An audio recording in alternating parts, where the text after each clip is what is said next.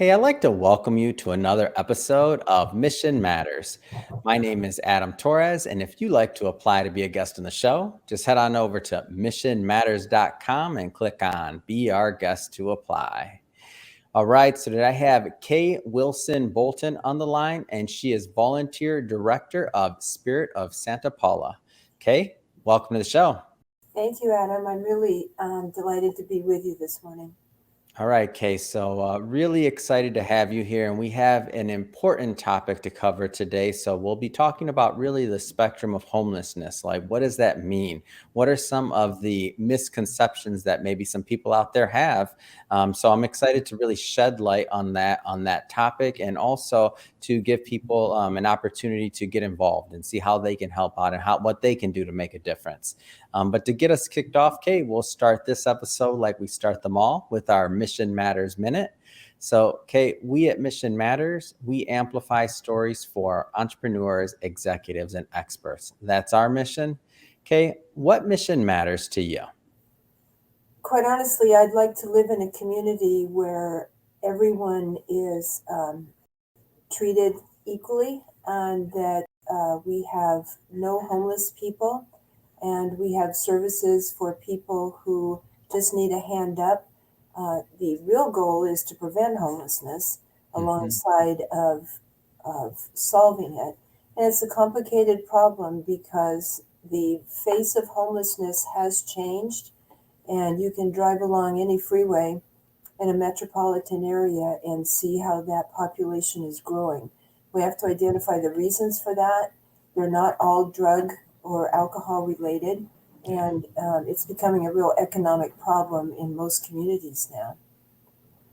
So excited to have you on the show because you are an expert in that field and you've been working in this area for quite some time. And maybe just to get us kicked off, like tell us a little bit more about how you got started on this path down to really helping the homeless.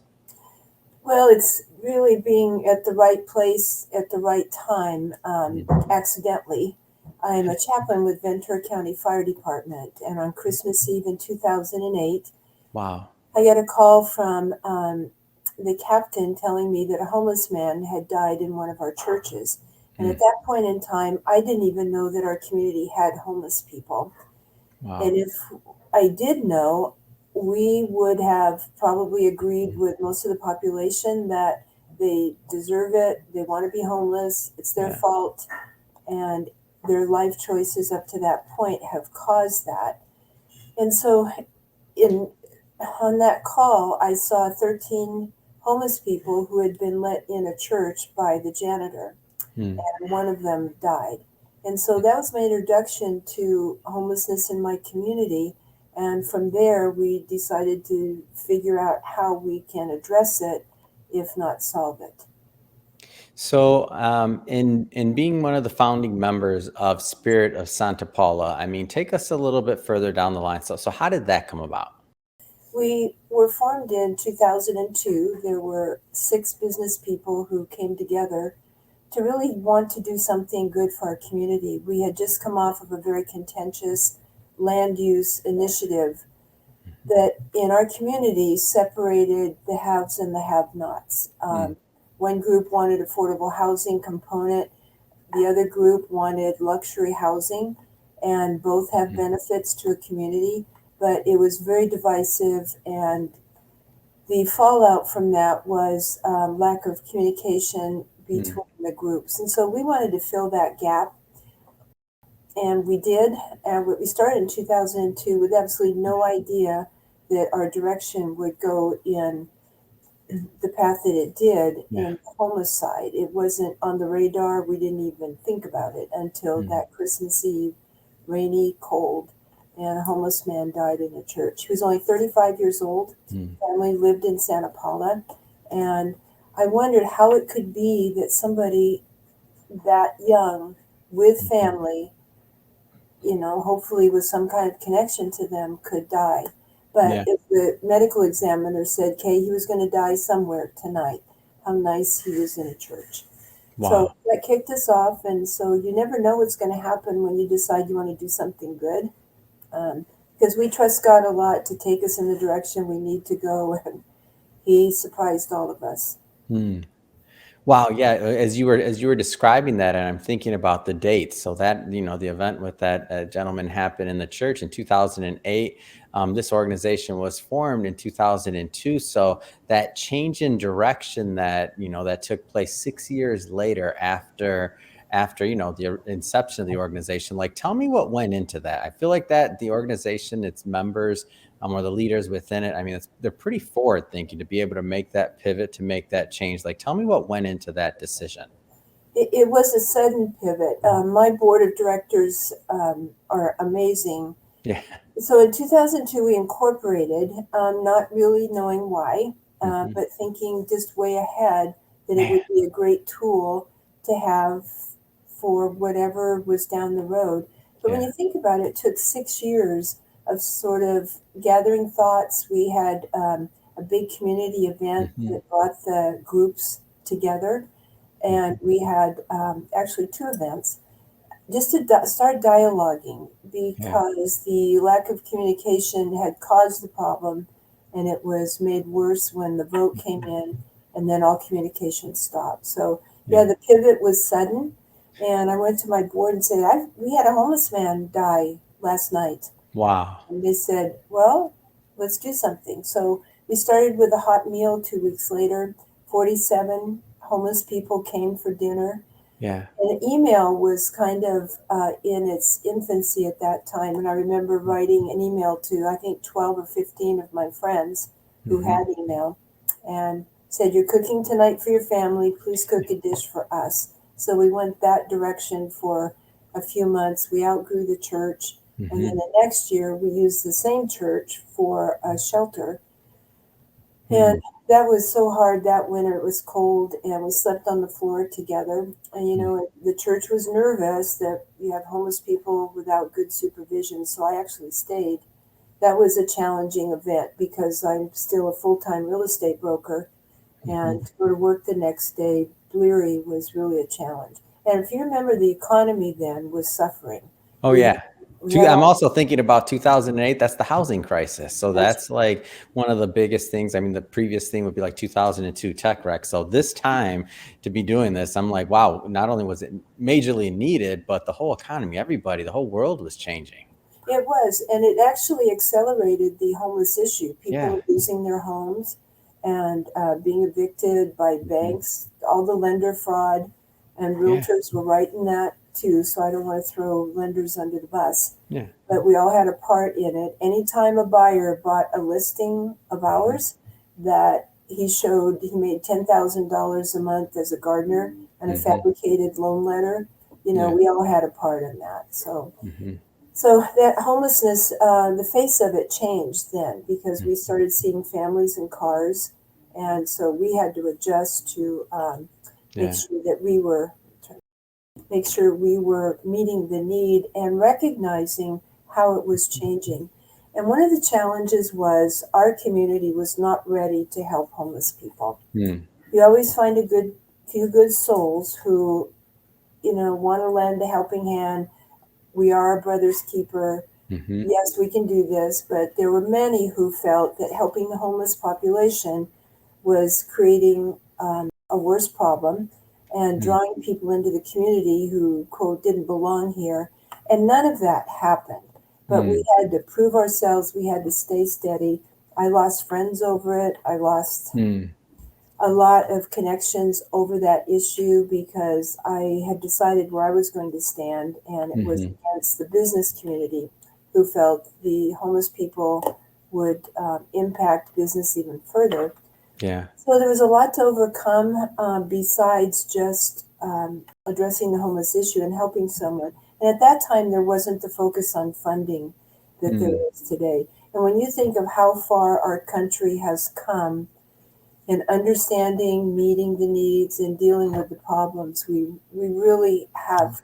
It's a 180-degree turn from Hmm. where it was at that time. And so you mentioned a moment or two ago, you mentioned that, when you're talking about your mission, that many people may have thought, including yourself and myself as well, prior to having some experience volunteering when I worked for the Vanguard Group in Phoenix. We volunteer at the shelter over there. But prior to having that experience, I was much the way that you mentioned. So if you thought maybe there had to be some like type of, drug abuse or some other things that made, or mental illness or something else that, made somebody homeless ultimately, which of course that's a percentage, but possibly a lot different of a percentage, or the actual complexion of what the homeless population looks like is probably a lot more different than what people would imagine. Can you tell us a little bit more about what you've seen, and the real outlook of the people that are homeless? The argument, and I guess it is an argument, is Yeah. whether or not mental illness causes homelessness Mm. and drug addiction and the worsening of people with those challenges, Yeah. substance abuse, or is the drug abuse and Hmm. substance abuse resulting in mental issues? And I frankly think it's both. Hmm. If you think about the families who have someone close to them who's living with them who becomes Yeah. violent, stealing the family jewelry, the rent Mhm. money, keys to the car, Yeah. they don't want them living with them. They burn Hmm. their bridges, and so they are cast out of the home. Hmm. And where do they go? What do they do? How do they eat? How do they charge their phone? Hmm. Where do they sleep? And once they become sleep deprived, the whole spectrum of behavior changes. And we see mental illness on the rise as a result of Hmm. many things. And so it's creating a perfect storm for, I think, a blowout in the homeless numbers. Because in Yeah. California, I'm in Ventura County, Hmm. rents are outrageous. And because owners have been able to raise rents, they have, and Hmm. it has displaced people. The COVID environment sort of shut that down for a while. Yeah. And we're pouring money into it, and there's arguments about that. We have one tenant in my property management company who was behind $12,000. He Hmm. got the money from this organization, but it didn't go to the landlord. It went to the tenant. So he doesn't pay. The moratorium is now up. He gets evicted, and he got his $12,000. So there's some failings in every program when you try to administer a lot of money. But Hmm. certainly, watching the rise in rents, the NIMBY attitude is beginning to change a bit when Yeah. you see the addition of tiny homes and accessory dwelling units being a priority in the state of California now. Hmm. People are looking at that differently, and Hmm. we need to see more housing. Hmm. You cannot give a homeless person a key to an apartment and expect good things are going to happen. You have to Yeah. apply case management to that. That's another whole level of funding Hmm. and expertise that comes with trained people who now Hmm. know how to connect people to services. So, yes, housing first, because nobody is going to get well, I promise you. Stay Yeah. in the riverbed, by the tracks, in the streets, and become a non addict if you don't provide case management and housing. Hmm. What are some of the, and I don't want to oversimplify this because I know there's a lot of different moving pieces here and a lot of factors to this, but what are some of the barriers that you find maybe that are out there to really ending homelessness? The major barrier is housing and lack Yeah. of it. If you think about how hot it's getting in the Central Valley of California, Hmm. down through Palm Springs, the Coachella Valley, people, I don't know how we can survive Yeah. that heat. So people are going to come towards the coast, which is where we are, Hmm. and the demand for housing is going to increase. Hmm. We need to look at housing differently. What is an acceptable dwelling unit? Is it a Yeah. studio for five people? Hmm. Is it a studio for two? What Hmm. can we accommodate? What is our threshold for tolerance? Do we want accessory dwelling units in the backyards of our neighbors? That creates extra activity. Uh, Yeah. but if we don't do that, if we don't look at every option for solving homelessness, we're going to Hmm. actually be creating a bigger problem because doors are going to close and people are going to be left on the streets. At Yeah. our shelter, we've had at one time we've had 15 children, and Wow. we have a capacity of 49 people. Hmm. which is not unusual for a shelter because you have to manage that number of people, 3 meals a day, bathroom, showers, clean Yeah. clothes. When you have 15 kids, I mean, when did that happen? One Yeah. family, one mom has 6 children, and Mm. she was with us for a while. Some wonderful landlord decided he was going to give her a chance. She had a housing voucher, Yeah. and he rented a place to her. So she was able to move out thanks to good case management. And she's a full time mom working. So she Yeah. had her own credentials that made her, a good candidate. But the thought of Mhm. 6 children scares most landlords, even though, they shouldn't. They want to protect their property, and no Mhm. one blames them for that. But um, the barrier to real housing is getting people to buy into the idea that housing has to come first, and Mhm. yes, in my neighborhood, not no in my neighborhood. Yeah. And so, shifting focus back to the Spirit of Santa Paula. So beyond the shelter, I mean, what's next for the organization? What we know is without a skill in Mm. the progression of homelessness to be able to any job, welding, car mechanic, Yeah. and it doesn't have to be a job that requires a college degree. We need tradespeople who can Hmm. fix cars, fix plumbing, do lighting, handyman, gardening, all of the job Hmm. categories that we think would be not professional, Yeah. but tradespeople. We want to create an environment where we take a person who's homeless, and I wish there was a better word, but if we disguise the word homelessness like Yeah. unsheltered, for example, you kind of miss the point that they're Hmm. homeless. And so I'm going to just use the word. So take a homeless person, take Hmm. them through case management. They need their birth certificate, their Hmm. ID, they need a green card, they need proper credentialing Yeah. for the being documented. We have a lot of undocumented people who want to work Hmm. in the fields where documented people don't. And so taking them with the basics, then moving them into a program that we're developing called Launch. Hmm. And Launch is going to create the environment for skill development. Many of our people didn't finish high school, and so they're limited then on job opportunities. Yeah. Some of them need that extra help paying off debts that they incurred through traffic violations. Hmm. We have an organization, well, it's programmed through our Ventura County court system called Homeless Court, where Mm. someone can actually work off their fines by volunteering. Someone Wow. in our shelter gets 2 hours credit every night they're with us.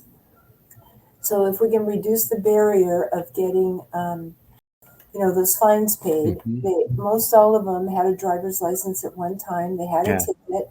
So now the car that they had has been towed because they didn't register it. Hmm. None of them have savings so that when the tire blows or the battery goes dead Yeah. or some small incident to us, maybe, it Yeah. totally derails them. So the launch program is going to equip them to take the next steps to living a normal life. And a normal life is 3 meals a day, Yeah. generally, housing, shower, refrigerator, washer, dryer, access, Hmm.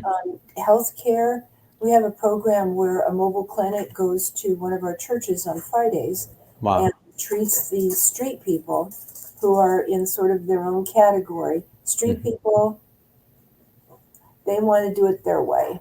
Yeah. People who want to come into the shelter see it differently and want to do it another way. So we have Hmm. a street outreach program that's tailored to people, kind of the Lone Ranger out there, and Yeah. their the opportunities to do what they do. And then the Mm-hmm. others who are the families and people who really want to get connected and Hmm. change their life. Nobody wants to be homeless Yeah. in a shelter.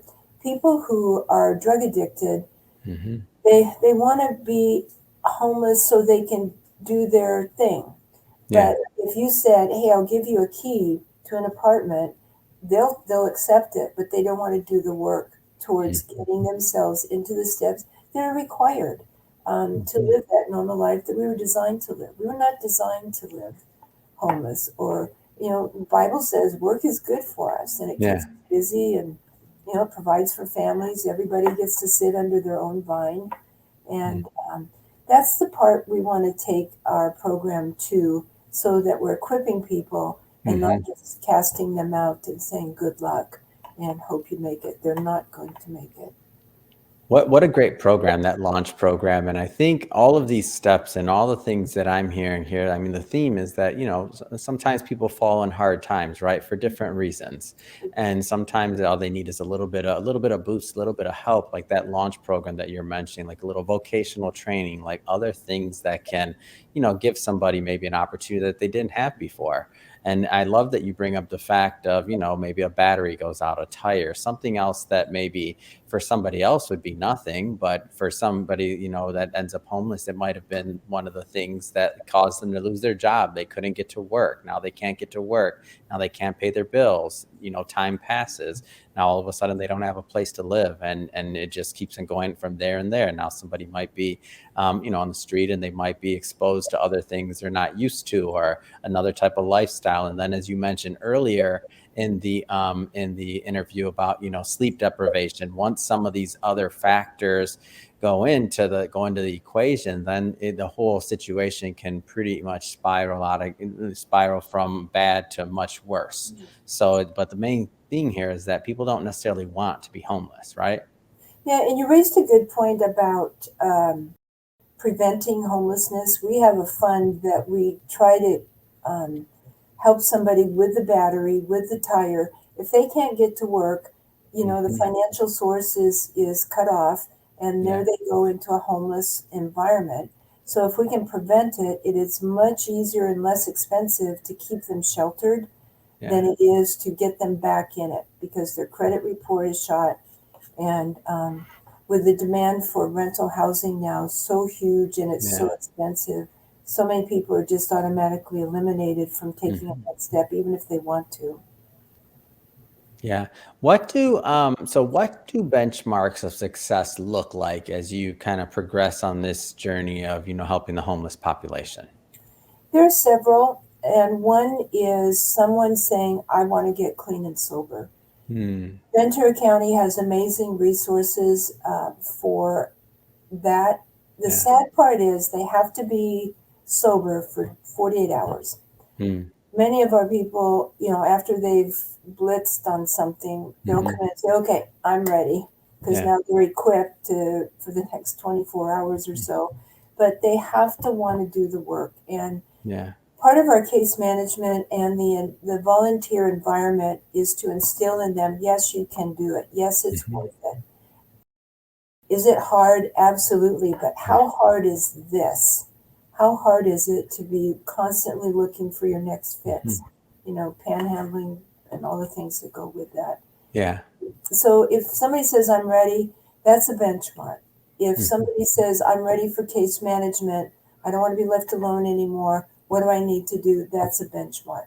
And so Hmm. we've got to be patient, because there is no magic wand anywhere on the planet to solve homelessness. It's one person at a time, one family Hmm. at a time. And you have to have the resources to Yeah. work with them and identify what it is they're willing to do, and then the programs that you send them to, and kind of Hmm. let them take over.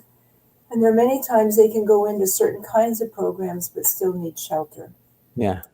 Sadly, I've got a couple of people who've been with me for 2 years, but Hmm. the COVID environment shut down, I believe, our ability to say, you're done, your time's up, you have to leave. Because where do Yeah. you go? Um, we cannot create another homeless person. A Yeah. sheltered person, it can be homeless, but a homeless person is not sheltered in any way. Hmm. And so, just to be patient and continuing moving them along steps that they're willing to take, and until they say I'm ready, I can't do anything except take care of them. So, okay, there'll be a lot of people watching this, and they're thinking about ways that they can get involved, ways that they can help. What's the best way for somebody to get involved with Spirit of Santa Paula? Well, let me recommend two things. One is, if you're in an area that has a problem Mm, of homelessness, go find somebody and support them, mm, volunteer with them, step up and say, what can I do? How can I help you? And if there mhm, is no one, and the smaller communities suffer more, Mm. than the larger communities where there's just a bigger budget. Hmm. We would not have a shelter were it not for this amazing woman named Naomi Pitcairn, who Wow. lived in Santa Paula for a short time. She bought a big building as an investment and decided one day to give it to us. And Mm. she had a passion already for the homeless problem. Hmm. And she deeded the building on Valentine's Day last year Wow. to us. And so, I mean, that's a huge step up for Hmm. us in our service providing. Not every community has somebody like that, but every Hmm. community has somebody with money, and Hmm. they need to be kind of pulled in and shown the face of homelessness that's real, that's Yeah. painful, and that's hard to manage. And not everybody's going to buy into it. They're going to worry more about homeless animals, and that's a passion of mine too. Yeah. They're going to worry about well, you know, all the things that people worry about Yeah. and passions to support. But I know there's somebody out there who wants to do something in their community. But for us, funding is the biggest problem. I can Mm. find people all day long who want a job, Yeah. and I look for people who have homeless experience Hmm. because they are kinder, frankly, and Yeah. they are wiser about what's going on in the room. They know what to look for, they know the signs, and they need a job. And so Hmm. it's not a gamble, but maybe the risk is on us to hire somebody who knows the signs and Hmm. can probably be more helpful. So funding is always important. We use it well and wisely. We have beautiful uh, achievements through GuideStar, and we're Hmm. very transparent about how we spend our money. Our website is spiritofsantapaula.org. People can support us on the website and, Hmm. um, you know, mail checks too. So we're largely funded by donations, and it's pretty amazing that we make it. Another element of our work is food rescue. We have a Mm. contract with the state of California through Cal Recycle. We rescue about 2 million pounds of food a year, Wow. and they purchased 2 refrigerator trucks for us, and we have volunteers in grocery stores every day of the week throughout Ventura County. And so 2 million pounds of food is a lot. And we serve between 6 and 8,000 people every month at our food pantries. So food insecurity is another reason for homelessness, because if the kids aren't fed, everything falls apart in school and in the family environment. Yeah. Well, Kay, I have to say, it has been, really an honor having you on the show and to bring this topic to our audience and just to give people a feel of, ways that they can get involved, ways they can help, but also just to re-educate all of our mindset around what homelessness is, how this epidemic is taking place, what the face of it looks like. So, meaning you said, for example, you're talking about the children, 15 children, 14 children that are in the shelter at this given time, and I'm sitting here thinking about it like, wow, like it's a lot different than maybe the initial perception that I would have had, and maybe many others would have had about what homelessness looks like in the United States. Like you expect this maybe in some other areas, but you don't necessarily always expect this like in our communities, right? Like where we live, like it's just something. It's definitely eye opening, I'd say. So I have to say, Spirit of Santa Paula is already doing quite a bit, and I know, as with any organization, the goal is always to continue to serve. So what's next? What's next for yourself? What's next for Spirit of Santa Paula? We just received a grant from the state of California, Mm. thanks to Assembly Member Steve Bennett and Monique Limon, our state senator, and they arranged for us to get $1.5 million for building enhancement and enlargement. That will Mm. kick off our launch program. We're adding showers, administrative office, classroom. It's pretty exciting for us. I Yeah. mean, we're kind of like the low guy on the totem pole, Hmm. but because we've been so faithful for all these years, people have watched us and they know we will do well Yeah. with the money. So for myself, I'm going to volunteer as long as I can. 2 years ago, we started a program for succession to Hmm. make sure that if something happens to me and our top leadership on the board, that Yeah. people can carry on. The last thing we want is for it to fall apart without a key person. So Mm. now we have many key people, and we'll be watching for that next person who steps in and becomes the maybe not the volunteer director, but paid staff who manages a lot of programs and a lot of people. Amazing. And so, Kay, first off, it's been a great having you on the show. I know you mentioned it once, but I'll have you mention it again. If people want to check out the organization and to learn more, what's the best way for them to do that? I'm always willing to take a phone call, and my number is 805-340-5025. Many people want to know really how does this work, and I'm happy to talk to them. You can communicate through email to k@spiritsp.org, and our website is spiritofsantapaula.org, and you can communicate via email through our website as well. Perfect. And to the audience, we'll put all of that contact information in the show notes, so you can just head right on over and just click to check out the website and to get involved. And if this is your first time with us here at Mission Matters, we're all about bringing on entrepreneurs, experts, and executives and having them share their mission, like what gets them fired up, what gets them up in the morning and going out there to make a difference in the world and to the marketplace. If that's the kind of content that interests you, we definitely invite you to subscribe to the show. Have many more mission-based individuals coming on, and we don't want you to miss a thing. And Kay, really, it has been a pleasure. Thank you so much for sharing your mission and your passion for what you do and how you're really making a big difference in curbing the homeless epidemic. So thank you, Kay. Thank you, Adam. Take care today.